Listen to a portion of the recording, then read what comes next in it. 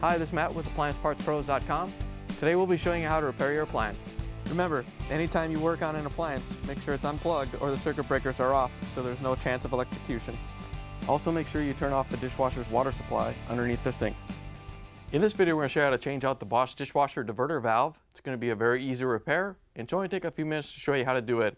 If you already have one of these, great. If not, you can click on the link below or get it at AppliancePartsPros.com. When you open up the package, you're going to get a new clamp, seal, and diverter valve. The diverter valve directs water to the spray arms. The main reason you'll be changing it out is if it's damaged, you're getting water leaking on the floor. In order to change the part, we have to pull the dishwasher out of the cabinet. First thing we're going to do is go underneath the sink and disconnect the lines.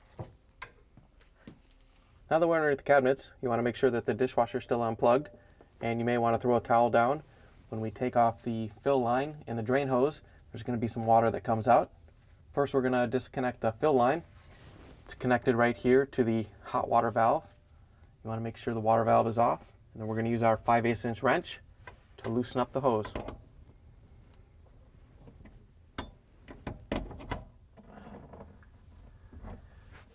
Once you have it broke free, you can just reach in and unscrew it by hand. Once you have it off, you can just set it down, and then we can take off the drain hose. To take the drain hose off, you just want to follow it up to wherever it goes. It may go to the garbage disposal. Ours goes up to the air gap.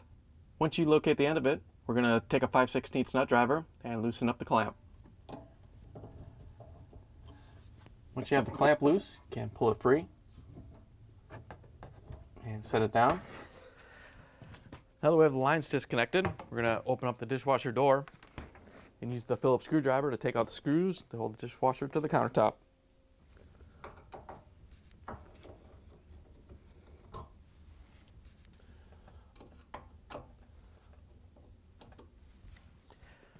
Once you have the screws out, we're going to lift up on the door and use it to carefully pull the dishwasher out a little bit.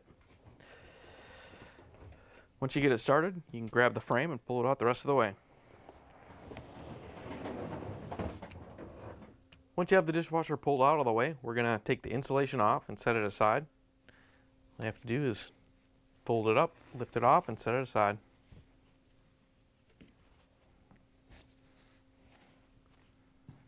Now that we have the insulation off, we have access to the diverter valve. It's located at the bottom of the dishwasher on the left-hand side. First thing we're going to do is reach in and release the wiring harness. Just going to take a flathead screwdriver and lift up on the locking tab and pull the wiring harness out.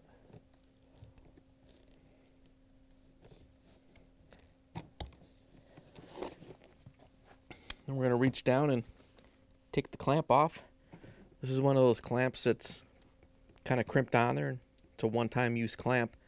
We're going to have to get behind it with a flathead screwdriver and kind of pry it open so we can loosen it up.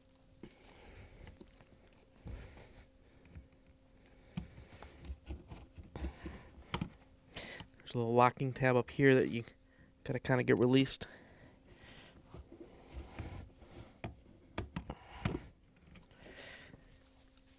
Once you have it off, you can reach in and pull the clamp out. Just gonna have to pull it out and bend it on the way out. Now that we have the clamp off, we can reach in and take the diverter valve and seal off. You just want to reach in and turn it clockwise. Just have to make sure it unlocks from these tabs right here. You don't have to turn it that far. Once you have it released, you can pull down on it, break it away from the sump.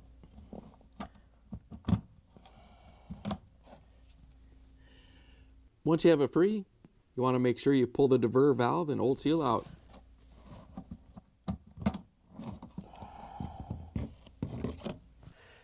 Here's the old diverter valve next to the new one. If you already have one of these, great. If not, you can get it at AppliancePartsPros.com. Because they use that non-reusable clamp, we have to put the new clamp on. You just want to slide it up onto the rubber fitting, up a little bit higher than it needs to be. And then we're going to tighten it down with a 1/4" nut driver. Not so it's too tight, just so it's snug and doesn't fall off. And you want to put it at an angle so you can reach in and tighten it down later. Once you have it in place, we're going to spray the inside of the diverter valve with water so that when we push it up onto the sump, it helps slide it onto the seal easier. To put the new seal on, just want to reach in. We're going to have to put on this little groove right here on the sump to hold it in place. So we're just going to get it in place before we put the diverter valve on.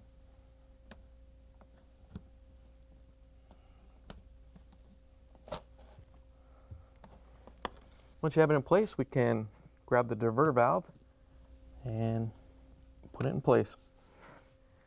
It's going to be a little bit harder to lift up on it to get it to lock in, but it should be no problem.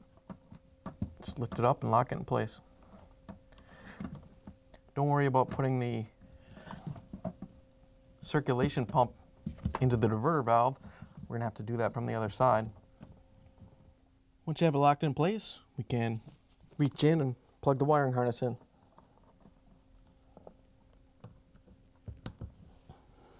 Once you have the wiring harness plugged in, we have to go over to the other side and put the circulation pump motor back on. Now that we're on the other side, we're going to reach in and reconnect the circulation motor to the sump. I'm going to take my glove off because it's easier to feel the sump body with my fingers without the gloves on. Just want to be careful and don't cut yourself.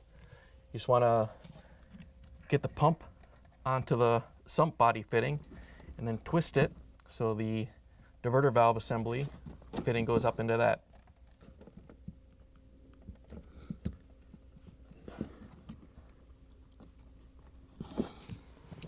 Once you have it done, we can go back on the other side and tighten down the clamp. Now we're back on the other side. We're going to reach in with the 1/4" nut driver to loosen up the clamp and let it drop down so we can tighten it back up at the base of the fitting so it gets a good seal.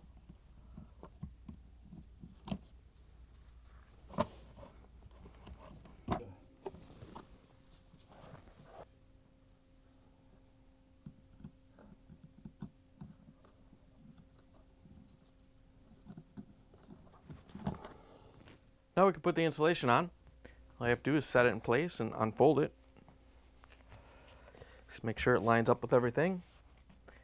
And then on the left-hand side, you want to make sure it goes into these little clips that hold it onto the water fill assembly.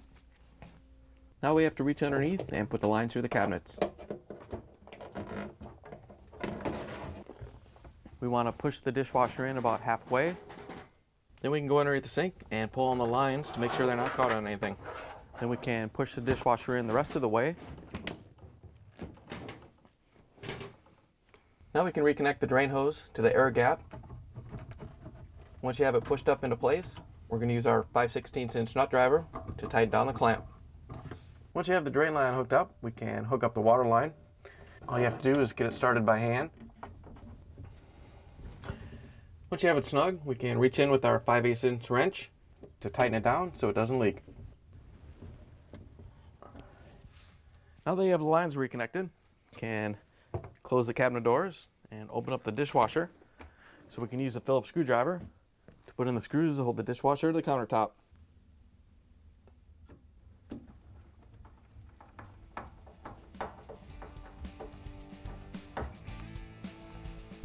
Now that we have the screws in, we can close the dishwasher door. Then we can plug it back in, turn the water back on, and take it for a spin. Thanks for joining us for another successful repair brought to you by AppliancePartsPros.com. Check out our other repair videos on our site, Facebook, and YouTube.